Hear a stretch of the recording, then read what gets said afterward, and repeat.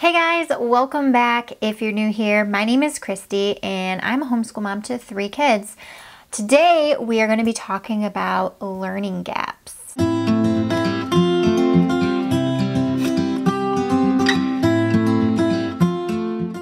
I think that learning gaps are definitely a topic of conversation for a lot of families, and I feel like I hear it a lot, a lot of concerns over learning gaps. So today I'm going to be talking about learning gaps in general, our personal experience with learning gaps coming from the school system to homeschool, and kind of what I have kind of realized and discovered so far on our homeschooling journey, kind of the plan for the future. So whether your education is public school, private school, or homeschool, learning gaps are kind of inevitable. In the public school system, a lot of the factors consist of large class sizes, not getting that one-on-one with the teacher because there's not enough time, standardizations and benchmarks of kind of where your children are supposed to be and meeting those, and like tests and not mastering things 100% before moving on. And that is kind of just a fact of the education system. It's just how it is. In homeschool, I think that the major factors that cause gaps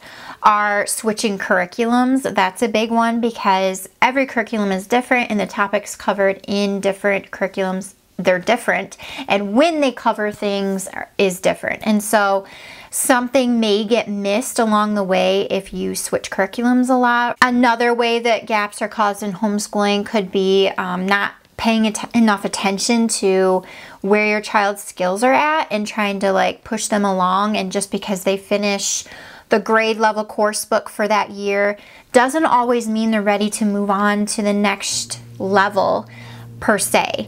You really have to evaluate your kids and kind of meet their skill level where it's at and just progress on their own time. And if you're not doing that or aren't paying enough attention, that's when gaps can be caused as well. Another thing that causes gaps is just that there is so much to learn, and it is impossible to teach everything, all of the things to your kids 100%. There are going to be topics that are missed. There are going to be, historic events that you don't talk about just because there's so much to get through. It's just kind of a fact. Okay, so now I'm going to talk about our personal experience with learning gaps and how that relates to pulling from like a child from the public school system to homeschool. So when we first decided to homeschool, it was really challenging trying to figure out what she had already learned and what she had yet to learn. Especially when it comes to like history. I'm like, did you cover this in school? Did you talk about this time period? That was really challenging. Placing her in general on the levels of where she needed to be in regards to math and what grammar concepts she had already covered. It was super challenging trying to figure out kind of the knowledge that she already knew. I kind of like have a little bit of guilt about that. Like maybe I wasn't paying enough attention to her education while she was in the school system. Like maybe I wasn't as hands-on as I should have been in regards to her education and not paying enough attention to the kinds of things that she was learning. But pushing that aside, pulling her out of public school obviously probably created some gaps. The other thing that created gaps was the fact that her 3rd grade year was cut short due to COVID. And so there was a whole big chunk of her 3rd grade year that she missed out on. Our school system wasn't, prepared to do a virtual learning. And so a lot of what they would send in Google Classroom, which is what they used, was all kind of reviewing concepts that they had already learned and not really teaching them new information. And so there's a whole chunk of information that she should have learned her 3rd grade year that she did not. I kind of anticipated that going into homeschooling, that she was always going to kind of be in between grades because of that big chunk that she missed in her 3rd grade year, especially in the subject areas that she already struggled with. Another thing, I think, like I said, switching curriculum when you're homeschooling does create gaps, and we did a lot of switching kind of in those first 2 years because we were trying to figure out what learning style, what methods worked best for my children. And so switching things out is part of discovering your like groove in homeschooling. So I don't regret doing that. However, I'm sure that that didn't play like any favors to keeping gaps out of her education. I'm sure that there were some that kind of trickled in because of that. I think that a lot of people have a lot of concern over learning gaps. And to be quite honest, I'm kind of at the point where I've realized that learning gaps aren't as big of a deal as people make them out to be. They are, like I said, bound to happen. They're inevitable. There's going to be gaps. You cannot possibly have an education with no gaps. I do feel like that some gaps can be filled in, and it's important to, especially with foundational skills, that you go back and you backtrack if you notice that there's something that your child is struggling excessively with, if there's something that they're lacking knowledge in.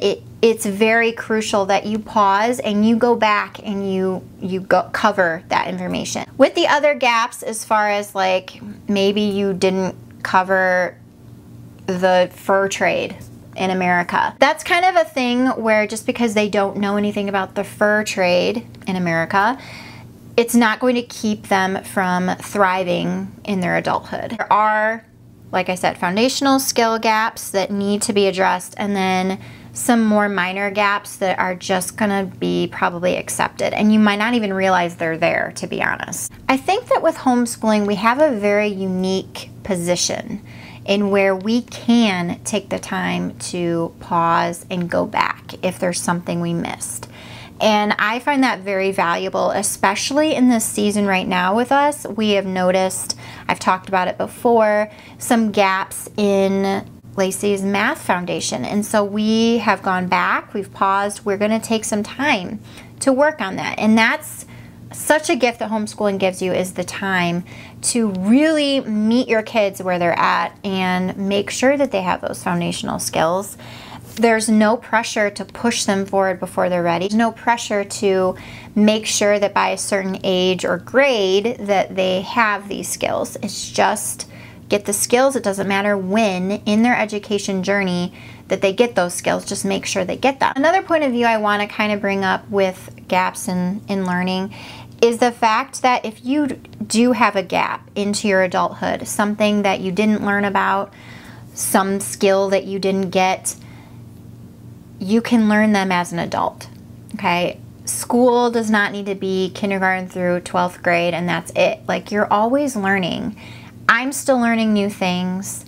I seek out information when I don't know something, and that I think is a very important skill to give to our children, so that those gaps, when they do come to surface, if they do, they're prepared to fill them in themselves. And that is just something that can give you a little bit of peace about making sure your kid doesn't have gaps in their education. It's okay if they do, and if you give them the skills and tools to seek out information themselves, they will be great. They will be set off on a great path when they're an adult. So I hope you guys enjoyed my views and kind of breakdowns and kind of our experience with learning gaps. I know, like I said, that this is a topic that's brought up a lot. So if you guys have any additional opinions or views or things, points to bring up, leave them down in the comments for us to have conversation with. I would appreciate it. And I hope you guys have a wonderful day, and I will see you in another video very soon. Bye.